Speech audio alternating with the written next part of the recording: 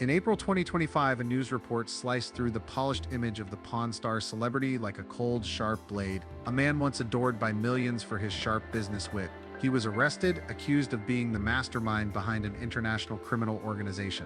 Human trafficking, money laundering, illegal antiquities trading, organized abuse, chilling charges echoed through the federal courtroom, all pointing at a once-beloved icon. As Rick was escorted into the courtroom, wrists in steel cuffs, his gaunt face and vacant stare told a tale of a fallen star, his former glory reduced to ash. But an even more disturbing question lingered: had we worshipped a false idol all these years only to realize we'd been duped by a carefully crafted mask of fame? Or is this entire case a grand illusion, a power play orchestrated by hidden forces, with Rick Harrison as the pawn sacrificed in a much larger game?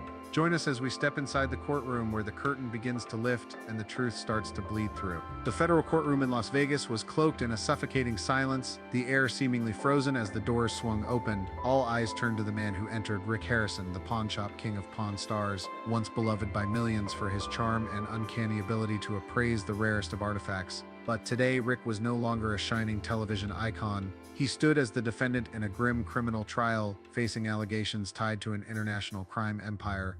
The once vibrant face familiar to audiences was now gaunt, etched with deep lines carved by time and pressure. His once perceptive eyes, known for spotting hidden treasures, now appeared hollow, lifeless. His footsteps, slow and heavy, carried the weight of what seemed like an entire mountain of guilt. The 200-page indictment was a cold, gleaming blade that laid bare a sinister network: human trafficking, illicit antiquities trade, money laundering, and organized abuse. The gold and silver pawn shop, long seen as a symbol of the American dream, was now revealed as the beating heart of a criminal machine. The valuable antiques once carefully presented by Rick on television were now suspected of being mere covers for coded human lives, people imprisoned, cataloged, and exchanged like merchandise. Ledger books hidden in Rick's safe told a chilling story. Scribbled notes like "Rare Item 1974" didn't refer to vintage timepieces, but to trafficking victims. Encrypted emails from Serbia and Dubai unveiled transactions of looted Syrian relics, like a shipment of Persian ceramic vases worth $120,000 smuggled through Istanbul. Cash transactions laundered through Las Vegas casinos, $200,000 cleaned in just 3 weeks, all traced back to the glowing lights of his pawn shop. Testimonies from victims and witnesses struck like knives, shredding Rick's public image and raising terrifying questions about what lay beneath. Jane, a young woman rescued in Reno, recounted through trembling lips during interrogation: "They called me an antique item, code number 1974. I heard crying from the wooden crates in the dark." A former employee, voice choked with emotion, admitted he controlled everything. "He called it special business, but I knew something was wrong."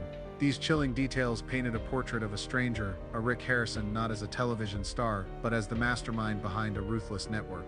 Yet when prosecutors displayed a sprawling financial diagram with Rick at the center of a web of crime, one question hovered in the air: was this the truth, or a perfectly orchestrated performance? The hashtag #Rick Harrison death sentence spread like wildfire before the trial, fueled by leaks from anonymous sources. Could Rick simply be a pawn in a much larger game, thrust into the eye of the storm to protect the real puppeteers? But what if it was all a trap? Rick Harrison, the pawnshop king of Pawn Stars, who once captivated millions with high-stakes auctions and sharp deals, now stands accused of masterminding a criminal empire, human trafficking, illicit antiquities trade, money laundering, and organized abuse. But how could a public figure constantly under the scrutiny of cameras and fans run such a complex criminal network for 5 years without anyone noticing? That question haunted the federal courtroom in April 2025, where Rick stood silent and gaunt, his eyes vacant. Then the irregularities began to surface. Details about the FBI's Pale Pawn operation leaked on X before Rick's arrest, with the hashtag #Rick Harrison death sentence spreading like wildfire, sending the media into a frenzy. News articles quoted anonymous sources describing surveillance footage and handwritten ledgers, yet none of the evidence could be independently verified. A key witness, who claimed to be a trafficking victim, vanished shortly after testifying. Was this FBI negligence or the signs of a calculated smear campaign? Further doubt arose with the emergence of linked companies. RH Acquisitions LLC, allegedly a front for Rick, traced back to shadowy figures in Dubai and Serbia. Their names were unknown, but their ties to powerful conglomerates were undeniable. One leaked encrypted email revealed Rick had signed off on a $120,000 shipment of Persian ceramic vases, yet he never received the goods. Was Rick merely a puppet, drawn into a network meant to shield a far more dangerous organization? A trembling former gold and silver employee confessed, Rick didn't control everything. Someone else was calling the shots. The boldest theory? That Rick was just a front, a fall guy, used to take the fall for a criminal mastermind. The fame of Pawn Stars, once a perfect shield for crimes, might have become a double-edged sword, turning Rick into an easy target for destruction. And when the prosecutor presented a financial diagram placing Rick at the center of it all, one question lingered, heavy and unresolved. Was he the criminal or the victim of a social media-fueled conspiracy crafted to erase a symbol? The day the pawn shop king walked into the courtroom, Rick Harrison wasn't just facing the law. The media and the public had raised their judgmental blades high. Tabloid headlines flooded the airwaves. Pawn Stars starhead's human trafficking empire. Headlines screamed about illegal antiquities trade, money laundering, and organized abuse, turning Rick from an American dream icon into a criminal in the blink of an eye. On X, the hashtag #RickHarrison death sentence exploded, reaching 4 million mentions within 24 hours, accompanied by furious posts, mocking memes, and analysis videos from anonymous channels. The media, like wildfire, had incinerated Rick's image before justice could even speak. The price of fame is brutal. As a star, Rick had lived under the spotlight, but when the accusations hit, that light became a blazing fire that scorched him. Could justice remain impartial when every move he made was scrutinized through the lens of sensationalism? News outlets didn't wait for evidence, citing anonymous sources about surveillance footage and fake ledgers, while the public, ravenous for drama, rushed to pass judgment. On X, fans who once adored Rick turned their backs, calling him a traitor. Comments like "I've watched Pawn Stars for 10 years, turns out it was all fake," spread across the platform. By the time the trial started, Rick had already been executed in the eyes of millions. No lawyer, no trial. This had a significant impact on Rick's family, from his elderly father to his son, who had appeared on Pawn Stars, enduring threats, judgmental glares from neighbors, and painful isolation. The gold and silver shop, once a point of pride, was now boycotted, overshadowed by malicious headlines. The media didn't just destroy Rick, they ripped apart the lives of those he loved. The public wasn't just an audience, they were a self-appointed jury. Every share of a hashtag, every angry post was like a hammer striking before the trial. But were they truly delivering justice, or were they just puppets being manipulated by the media? Posts on X, pushed up by algorithms, often came from anonymous accounts with unclear sources. Was the public seeking justice, or were they caught in a smear campaign designed to erase a star? As the prosecutor laid out the charge, with Rick at the center of the criminal network, one question hung heavy: was the public chasing justice, or merely following the flames of drama, ready to burn a symbol and forget the truth? Rick Harrison, the man who once flashed a bright smile before the cameras, leisurely bargaining over antiques in the heart of Las Vegas, now sits in silence in the courtroom, his eyes empty as though he has lost everything. The old videos, where Rick tells stories of history and teases his colleagues, which once convinced millions that he was a legitimate businessman, are now viewed with suspicion. Had we been watching a cleverly staged play all along? Rick is pragmatic, true. Rick is smart, undeniably. But are these traits enough to suggest he masterminded an international human trafficking and money laundering network, or was he merely a worker in a project designed by someone else?